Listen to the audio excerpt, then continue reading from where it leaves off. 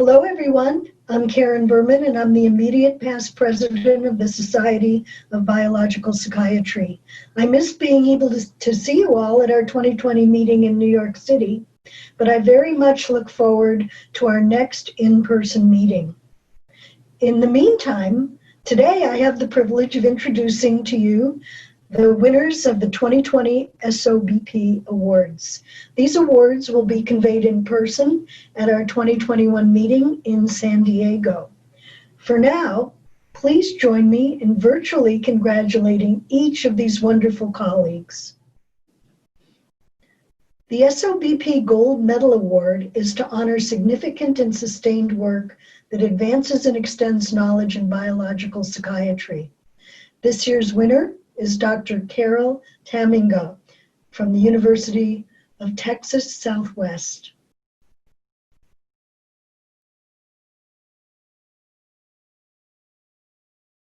It gives me great pleasure to introduce Carol Tamminga for the Gold Medal Award of the Society of Biological Psychiatry. It's a pleasure because it recognizes her achievements in helping our understanding some of the cellular and molecular mechanisms of schizophrenia and psychotic illnesses. Also, it ensures that another extraordinarily talented woman scientist has their well-deserved place in the sun of recognition. What can I say about her? It would be very long. Let me just give you a brief glimpse of what she does and who she is. She's chairman and professor of the Department of Psychiatry at the University of Texas Southwest in Dallas. That's a very distinguished department of translational and basic science. I did a study there for about 7 years with senior members of their faculty, so I know it a bit. She's been deputy editor of the American Journal of Psychiatry, president of the Society of Biological Psychiatry, president of the ACNP, and she's won numerous awards for her research and her contributions. For her science, she was the one who showed that apomorphine, a dopamine antagonist, has antipsychotic activities. And that, for her early research, heralded in a new era.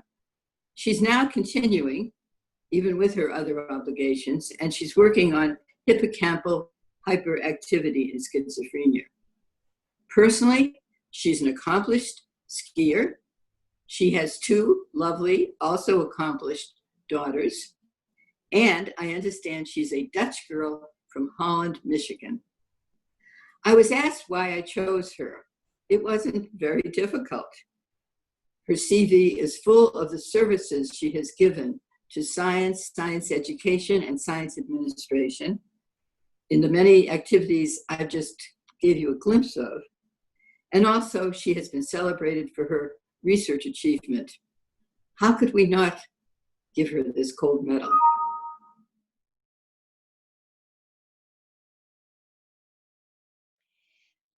I'm Carol Tamminga, and I'm thrilled to be the recipient of the Gold Award in 2020. It's the top scientific prize of one of the top brain disorder societies in our field. I'm extremely honored and grateful to receive it. I owe a tremendous debt of thanks to Myrna Weissman, who nominated me, and to the SOBP Women's Leadership Group, which has taken on the task of promoting science done by women. I appreciate both of these. Myrna, because she's already received the Gold Award, and the SOBP Women's Leadership Group, because they have been so effective under Mary Phillips' founding leadership, now with Carrie Bearden, in organizing women's professional performance. It's an astonishing group. I've spent my career in the area of psychosis studies. This involves studying the mechanisms and treatment of specific psychotic disorders like schizophrenia, and also focusing on the dimension of psychotic disorders to sort the diseases biologically. When I started my career, there was so little known about the human brain that we often drew it as a black box. I have been lucky enough to live at a time of exponential growth in the area of neuroscience, both animal and human. So that black box is now filled with many pieces of knowledge, and pieces of which are highly relevant to the psychotic mechanisms and provide ideas about how psychosis could get started. Moreover, we have treatments for psychosis which are safe and effective, and treatments which are now escaping the confines of dopamine-directed drugs. I hope to live to the day when we know at least one of the mechanisms of psychosis. There are some of my mentors and colleagues in the field whom I have to thank most for joining in this journey. One is Danny Friedman, no longer with us. He was my psychiatry residency chairman and first taught me what scientific discovery really is and how to write it down. He was a clear and prescient thinker, demanding of clarity, judgment, and thoughtfulness beyond what one knew they could really produce. Danny Friedman sent me off to the NIMH in the 1980s, where I first experienced the real density of scientific colleagues in the intramural program in those days, and how the many hands idea applied to the problems of psychosis. Of course, at that time, NIMH had not only world-class scientists, Nobel laureates, but also instruments and technologies of the kind which we take for granted today, but were entirely novel at that time. All of us were working on questions about the brain and how these dysfunctions presented in humans and came to define psychiatric disorders. It's a fascinating time to remember. Once I moved to the University of Maryland to the MPRC, it was my pleasure to work with Will Carpenter, whose life then and now has been dedicated to understanding schizophrenia. Will created the MPRC to concentrate brain scientists at different levels of knowledge, all focused on psychosis. He had a pronounced effect on the maturing and directing of my thinking around neural functions in schizophrenia, and focusing all of us on the people with the disease of schizophrenia. At the same time, I had a chance to collaborate with Albert Carlson and develop an abiding interest in novel pharmacologic characteristics. It was Chuck Schultz who got all of us into the business of showing our science at specialty meetings, and I think fondly of him often. There are people that I've worked with in many phases of my career that have added extraordinary perspective and talent to the successes that I've had and still continue to have. Colleagues like Robbie Schwartz at the MPRC, Eric Nestler, originally at UT Southwestern and now at Mount Sinai Hospital in New York. And I cannot help but call out my current BSNP colleagues, Brett Clements, Godfrey Perlson, Macheri Keshavan, John Sweeney, and Elliot Gershon. I've been very lucky to work with like-minded friends who are all smarter than me and make me work hard to keep up with them. These are people with whom I share successes and failures in the field. Failures are important.